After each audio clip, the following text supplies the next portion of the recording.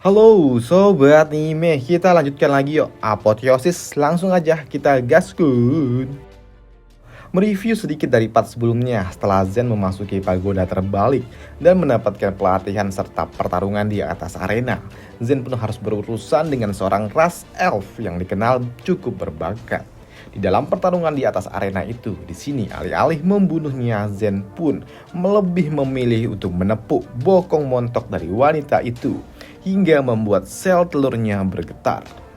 Setelah pertarungan itu, Zen pun berkeliling kota yang ada di dalam pagoda ini. Dan Doi pun yang melewati daerah jasa ese-ese sedikit tertarik ketika muncullah seorang gadis manusia. Awalnya Zen pun mengira kalau gadis biru ini adalah seorang lamcur dan langsung menawarnya. "Mbak, berapa sekali cerot?" "Apa?" Mendengar itu tentu saja membuat gadis biru itu pun langsung mematung. Doi tidak menduga kalau ternyata dirinya yang merupakan salah satu pertarung hebat dari ras manusia ditawar dan disamakan dengan seorang lamcur. Awalnya gadis ini sangat kesal dan ingin segera menggampar Zen. Tapi Doi pun dapat menahan emosinya dan berujar, "Hei bocah, kurasa kau tidak dapat dan tidak sanggup untuk membayar diriku."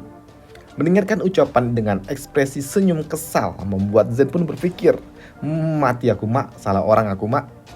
Tapi di sini untuk mengalihkan itu semua, di sini Zen pun berpura-pura tegas dan bersikap cool. Dan ia juga berujar, Katakan siapa yang ingin bertemu dengan diriku." Ya, karena Zen tahu kalau orang ini sepertinya pertarung dari ras manusia. Gadis biru ini pun juga mengatakan kalau orang yang ingin menemui Zen adalah salah satu dewa perang dari ras manusia, yaitu Tuan Jing. Sebenarnya Zen pun di sini malas kalau ia harus berurusan dengan orang-orang dari Tanah Suci Ungu. Tapi ya udahlah, mau bagaimanapun demi menebus kesalahannya, Doi pun setuju untuk ikut pergi bersama gadis biru itu. Dan ternyata tujuan mereka menuju kedai kopi Gui. Di tempat itu juga Zen pun bertemu dengan Pak Tua yang dimaksud ini. Awalnya Doi bertanya tentang asal-usulnya Zen sembari menuangkan air hangat. Tapi di sini Zen pun memilih untuk tidak menyebutkan asal-usulnya dan bertanya apa tujuan mereka mencari dirinya. Ya, tujuan Pak Tua ini sangatlah jelas karena Doi ingin mengajak Zen bergabung dengan Tanah Suci Ungu di mana tempatnya ras manusia berkoalisi. Tapi di sini menimbang dirinya harus menyelamatkan adiknya dan tidak memiliki waktu, Zen pun harus menolak itu dengan sangat sopan. Tapi demi posisi dan juga kedudukan dari ras manusia, di sini Pak Tua itu pun tidak henti-hentinya meyakinkan Zen. Doi juga mengatakan kalau di pagoda terbalik ini terdapat kursi dewan. Tepatnya di lantai 15 terdapat 128 kursi dewan. Dan sialnya dari itu semua ras manusia hanya memiliki 4 kursi saja. Dan itu sungguh mempengaruhi jumlah manusia yang dapat pergi menuju tempat misterius yang disebut sebagai gua neraka. Dan di tempat itu juga hanya dapat dibuka setiap setahun sekali. Dan spesialnya di tempat itu dipenuhi oleh sumber daya yang sangat luar biasa. Dan itu selalu saja diperebutkan oleh seluruh ras yang ada di dataran ini. Mendapatkan informasi yang cukup bagus, di sini Zen pun cukup senang. Tapi di sela-sela itu semua, Zen pun dihampiri oleh beberapa ras iblis dan itu sungguh mengejutkan. Karena ternyata yang kali ini datang adalah ras iblis tingkat tinggi. Tujuan mereka datang ke tempat ini agar mereka dapat menjemput Zen, memaksa Zen untuk ikut bersama mereka. Tapi di sini Zen pun memang sedikit kampret. Doi pun tahu kalau ras iblis tidak mungkin memiliki niat baik dengan dirinya, yang membuatnya kini ia malah memprovokasi dua ras iblis itu dengan santainya, yang membuat dua ras iblis lainnya pun kesal dan ia melepaskan aura membunuh dan juga tekanan roh.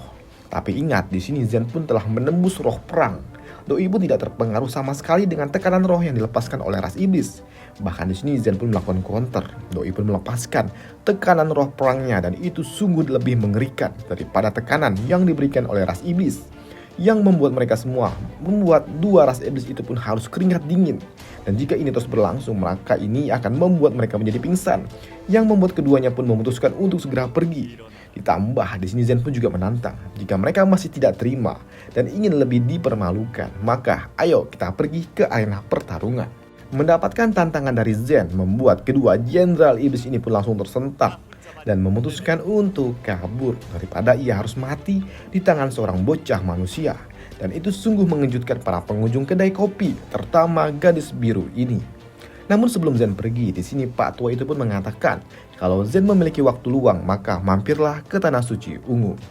Begitu juga dengan si gadis biru ini, Doi mengatakan kalau Zen sepertinya masih belum tahu siapa nama dirinya.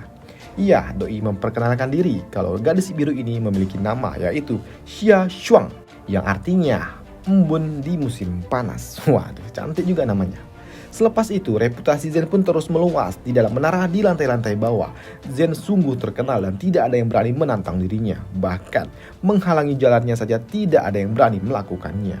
Sedangkan di lantai 10 pagoda terbalik terdapat suatu pertemuan ras iblis. Mereka pun mengadakan suatu pertemuan khusus untuk membahas Luo Zen. Mereka berencana akan mengirimkan seorang asasin untuk dapat melenyapkan Zen. Tapi hal itu pun ditolak oleh salah satu dari mereka. Karena iblis Yui ini, ia ingin menghabisi Zen dengan tangannya sendiri di atas arena pertarungan. Tapi hal itu pun lalu ditolak oleh para tetua lainnya. Karena mereka ingin secepat mungkin untuk segera melenyapkan Luo Zen. Mereka tetap akan memutuskan untuk mengirimkan seorang asasin. Sedangkan untuk Zen sendiri, ketika ia masuk ke dalam ruangannya, Doi pun merasakan kehadiran seseorang. Walaupun hawanya sangatlah tipis, tapi Zen pun tahu kalau mereka tidak akan dapat melakukan apapun kepada dirinya. Lantas Zen pun melanjutkan kultivasinya saja. Dan ternyata ada seseorang yang bersembunyi di pojok kamarnya. Dan begitu dianggap kalau Zen sedang lengah, tiba-tiba saja BAM!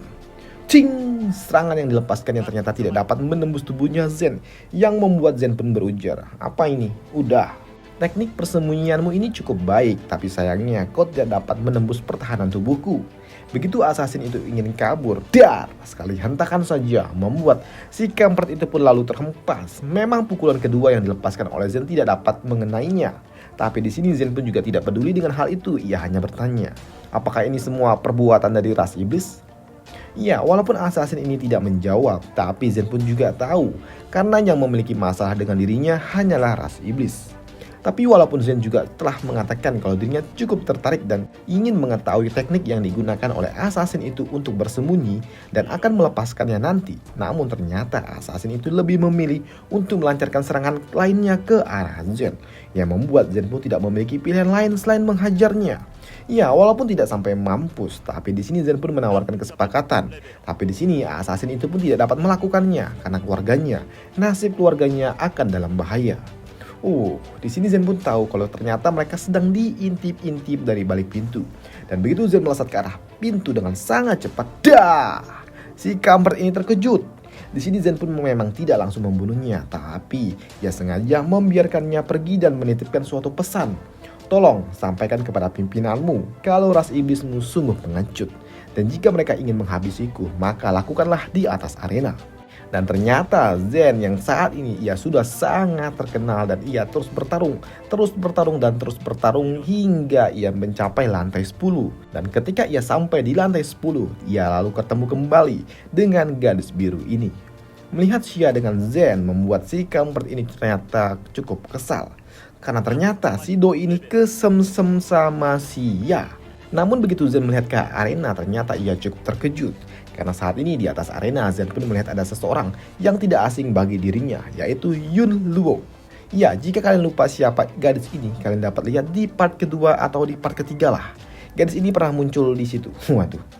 Melihat Zen sepertinya kenal dengan Yun Luo, membuat gadis biru ini pun heran bagaimana, dan setahunya Zen ini bukanlah berasal dari tanah suci ungu. Begitu juga dengan Yun Luo ini. Apakah jangan-jangan mereka ini saling kenal? Namun untuk Zen sendiri, Doi pun yakin kalau gadis kecil itu adalah orang yang sama, orang yang pernah ia temui, dan orang yang pernah bertarung bersama dirinya dalam menghadapi invasi ras siluman. Dilihat dari penampilan dan juga sikapnya, serta teknik bertarung yang digunakannya, membuat Zen pun yakin kalau memang gadis itu memang benar gadis yang sama yang pernah ia temui. Dan begitu juga dengan Yun Luo ini. Doi pun ternotis ketika ia melihat Zen. Doi mengatakan kalau dirinya tidak mengenal Luo Zen, tapi aroma dan juga baunya, sepertinya ini tidak asing. Dan aku suka itu, ujar gadis mungil ini. Dan itu pun cukup mengejutkan Zen, ditambah ketika Yun Luo ini menantang Zen untuk bertarung di atas arena. Karena dirinya akan memberikan hadiah cahaya keberuntungan jika Zen dapat mengalahkan dirinya di dalam pertarungan. Yang membuat gadis biru ini berujar kalau Yun Luo ini ternyata telah sangat lama di tempat ini. Ia telah berada di tempat ini sekitar 6 tahun di pagoda di lantai ke-10.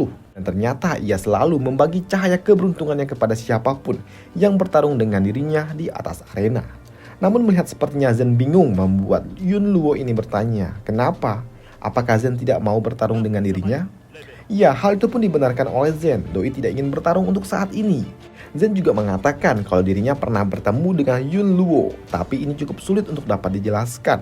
Karena dari itu ia meminta jika mereka memiliki waktu kosong, maka mari kita bahas ini semua. Ya, gadis kecil ini pun menerimanya. Namun mereka semua pun cukup ternotis ketika kemunculan seseorang bocah ke arah mereka. Dan orang itu adalah iblis kampret ini lagi. Doi datang dan ingin bertarung dengan Zen sesuai dengan janjinya dulu kalau dirinya akan menunggu Zen di lantai 10. Tapi sebelum pertarungan itu benar-benar terjadi, Doi ingin Zen masuk ke dalam pilar bakat. Ya, membuat Zen pun cukup heran, pilar bakat apa itu?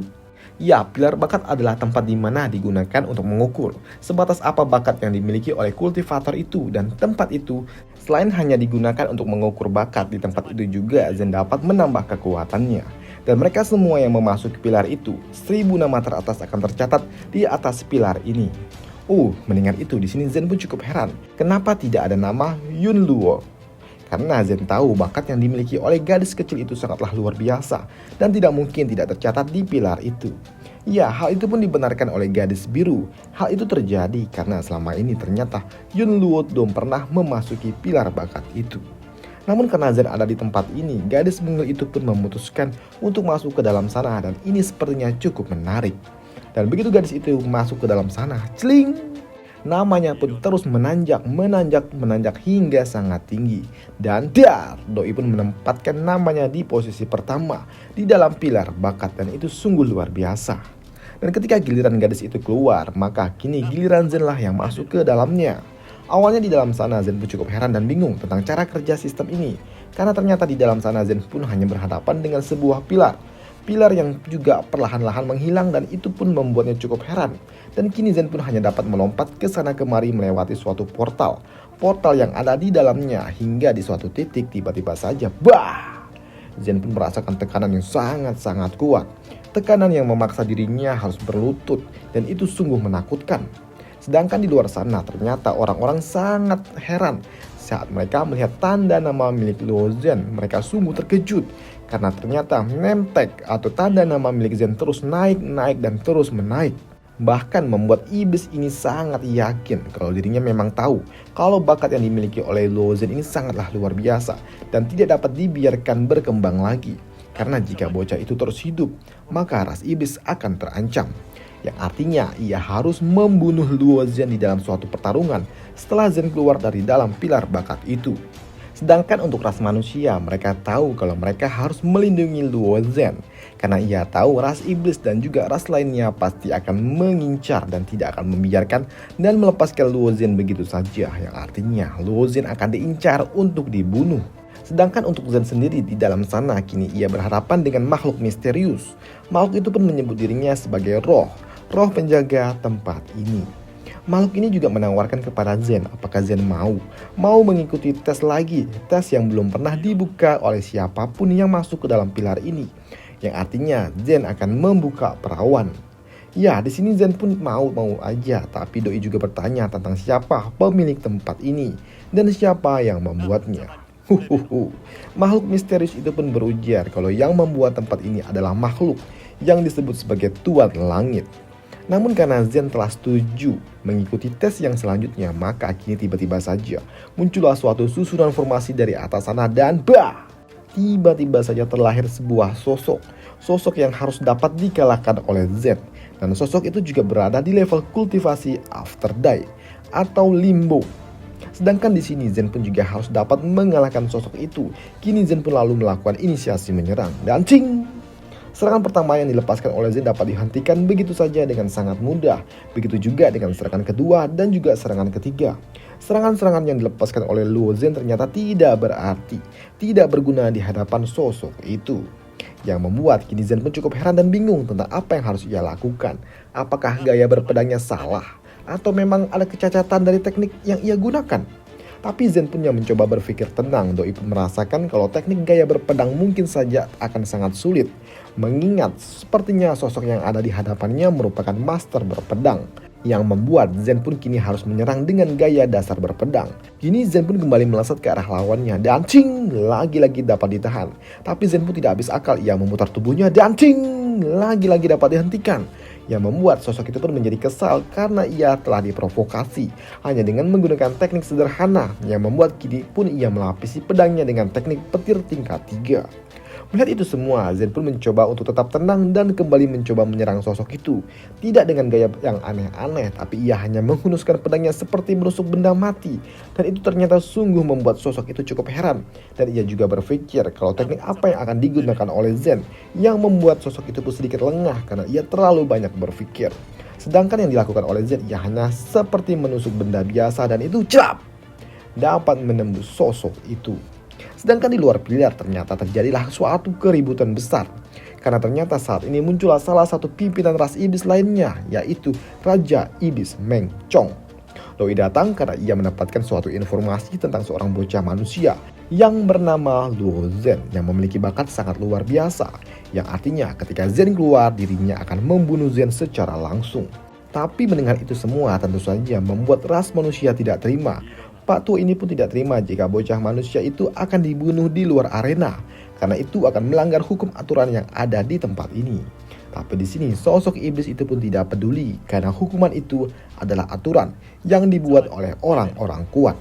Namun di sisi lain ternyata ada sosok manusia lainnya yang tidak terima juga, dan orang itu adalah Zhao Fengqin yang merupakan salah satu bangsawan ras manusia.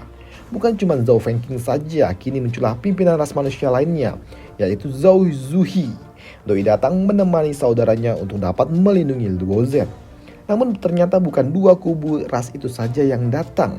Ternyata muncullah seseorang lainnya, yaitu Bai Huan yang merupakan salah satu pimpinan ras elf.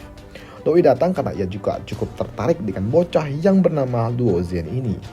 Elf ini pun juga datang dan Doi juga berujar kalau dirinya tidak tertarik dengan perseteruan antar ras manusia dan juga ras iblis. Karena tujuannya datang ke tempat ini hanya untuk melihat sosok Luo Zen.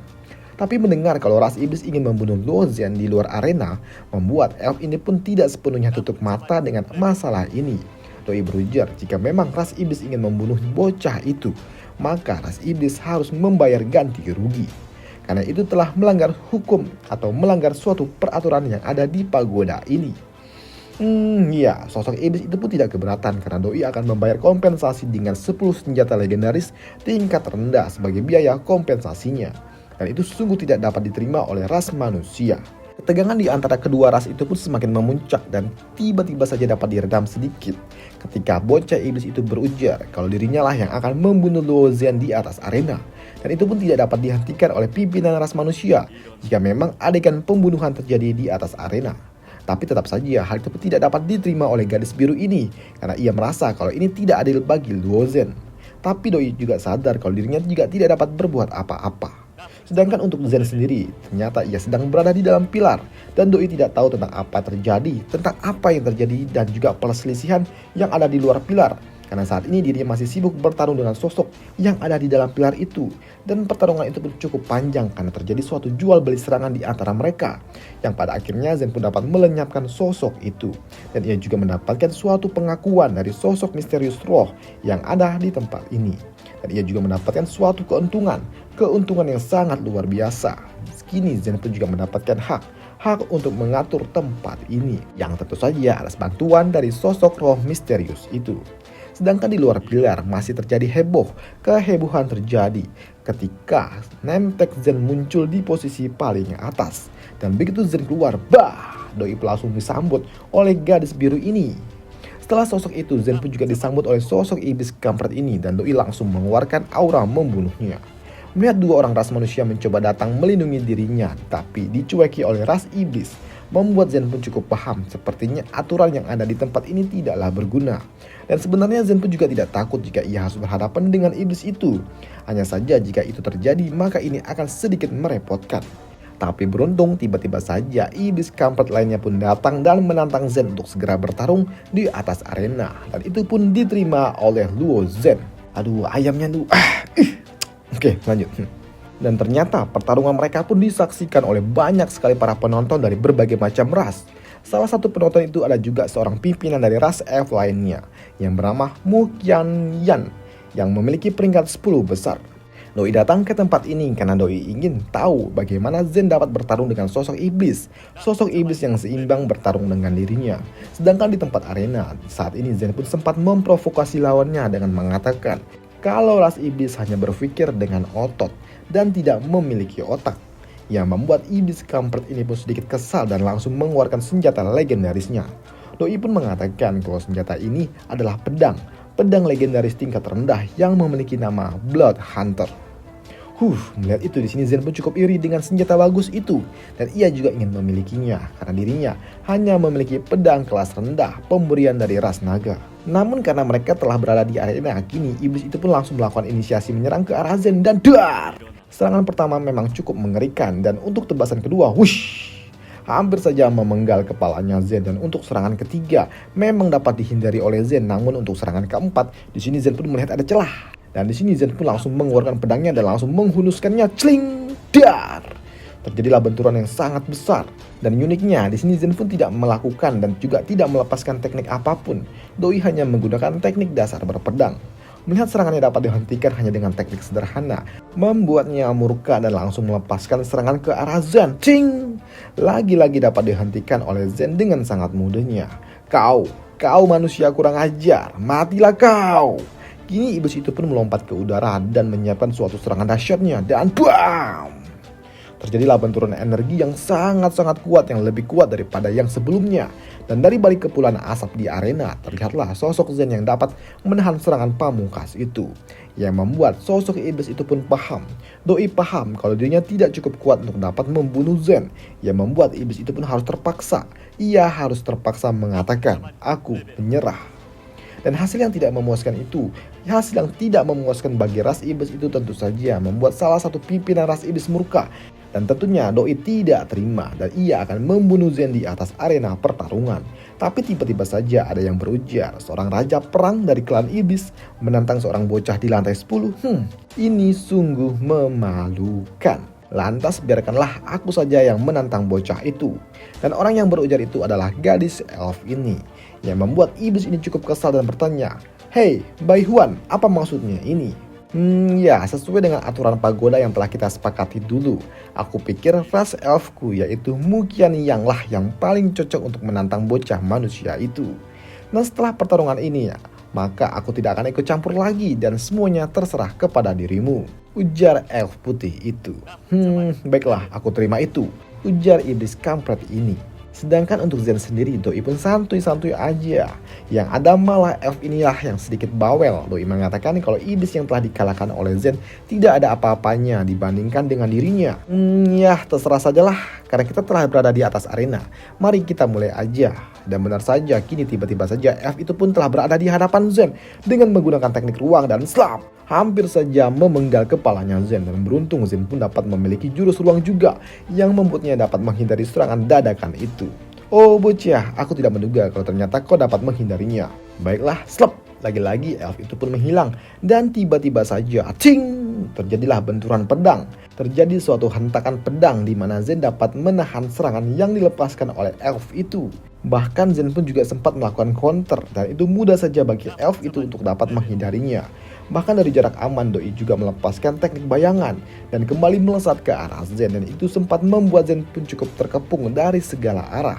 Selama ia menghadapi satu arah dari depan, ternyata dua sosok lainnya bergerak ke sisi-sisi lainnya. Walaupun Zen dapat menebas salah satu dari sosok bayangan itu, tapi tetap saja hal itu tidaklah berguna karena memang bayanganlah tetaplah bayangan.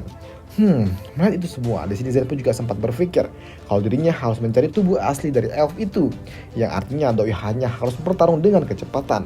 Dan benar saja, tiba-tiba saja Zen pun menghilang dan cing, serangannya dapat dihentikan. Bahkan bayangan yang sebelumnya hanya membayangi kini mulai melakukan serangan dan itu hampir saja memenggal kepalanya Zen.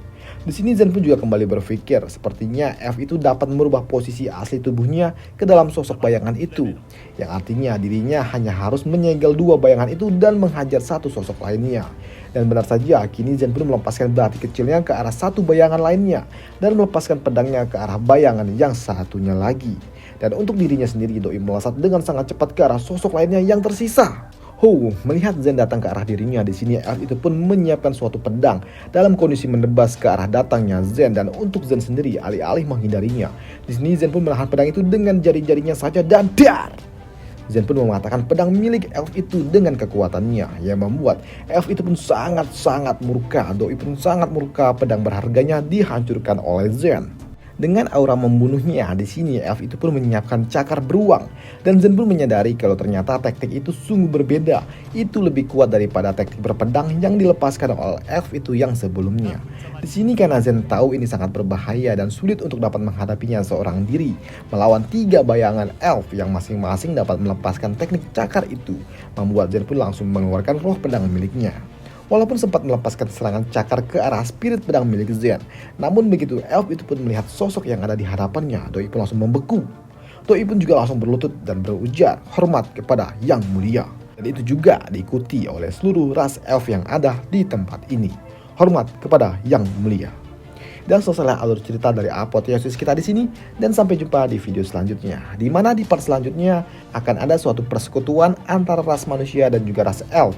Mereka bersekutu untuk dapat berperang melawan ras iblis. Dan sampai jumpa di video selanjutnya. Bye.